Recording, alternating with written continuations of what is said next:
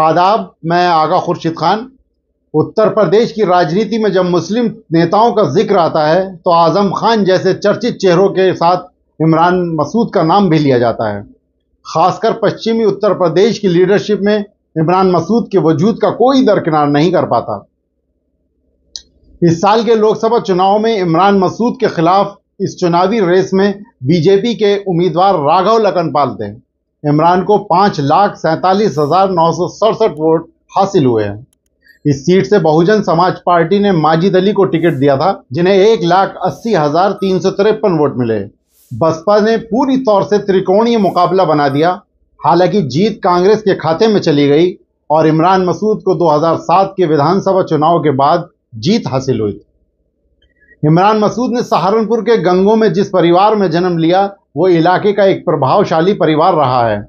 यह परिवार इमरान के दादा काजी मसूद के नाम से अपनी धाक रखता था। इमरान के चाचा काजी रशीद मसूद ने दशकों तक इस परिवार की सियासत को अपने नाम से आगे बढ़ाया। 1977 में जनता पार्टी के टिकट पर लोकसभा सांसद बनकर काजी रशीद मसूद की जो सियासी पारी शुरू हुई वो केंद्र में मंत्री बनने तक चली। वो भारतीय लोकदल से लेकर जनता पार्टी, समाजवादी पार्टी और कांग्रेस जैसे दलों में रहे। रशीद मसूद का सियासी कवच भविष्य में इमरान के काम भी आया। इमरान मसूद ने लोकल पॉलिटिक्स से अपनी राजनीति का आगाज किया। 2006 में वो सहारनपुर नगर पालिका के चेयरमैन बने। इसके बाद 2007 के विधानसभा चुनाव में इमरान मसूद ने समाजवादी पार्टी से टिकट मांगा, लेकिन उन्हें टिकट नहीं दिया गया।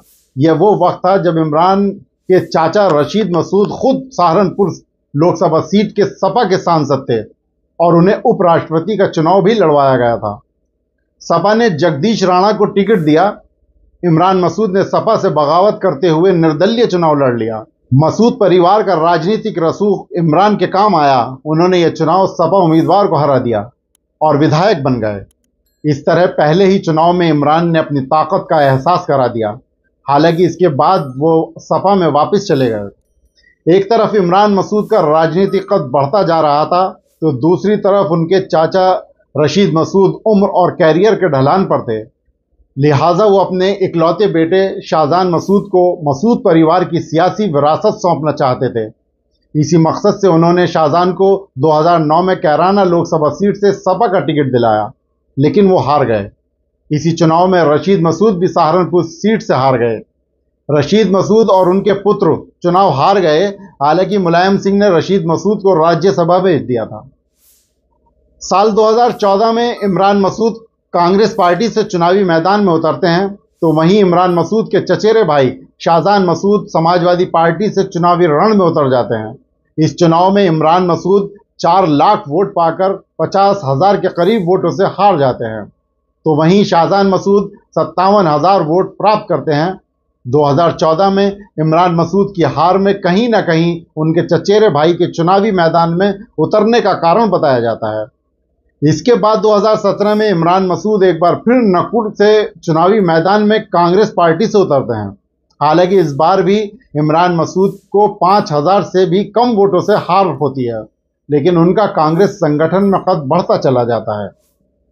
इसके बाद 2022 के विधानसभा चुनाव से ठीक पहले इमरान मसूद समाजवादी पार्टी में शामिल हो जाते हैं।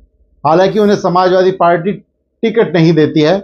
विधानसभा चुनाव के बाद इमरान मसूद समाजवादी पार्टी का दामन छोड़कर मायावती के नेतृत्व वाली बहुजन समाज पार्टी की सदस्यता ग्रहण करते हैं। इसके बाद 2023 में बसपा से सहारनपुर से मेयर के चुनाव में अपने प्रत्याशी को मैदान में खड़ा करते हैं। हालांकि यहां भी इमरान मसूद को हार का सामना करना पड़ता है। 2007 में निर्दलीय चुनाव जीतकर अपनी ताकत का दम दिखाने वाले इमरान मसूद का गुजरते वक्त के साथ नाम और रसूख बढ़ता गया, लेकिन चुनावी राजनीति में वो लगातार फेल होते रहे। कभी उन्हें कांग्रेस से लड़कर खमियाजा भुगतना पड़ा तो कभी परिवार का टकराव हार का कारण बन गया। चाचा रशीद मसूद से रिश्तों की खटास का खमियाजा भी उन्हें लगातार चुनाव में चुकाना पड़ा। हालांकि चुनावी राजनीति पर इमरान मसूद का कहना है कि हारने या जीतने से कोई नेता नहीं बनता, सिर्फ सांसद या विधायक बन सकता है। इमरान मसूद खुद को जनता का लीडर बताते हैं और कहते हैं कि आज भी सहारनपुर में अगर काम कराने वाला कोई नेता है तो इमरान मसूद ही हैं, चाहे सांसद और विधायक कोई भी हो।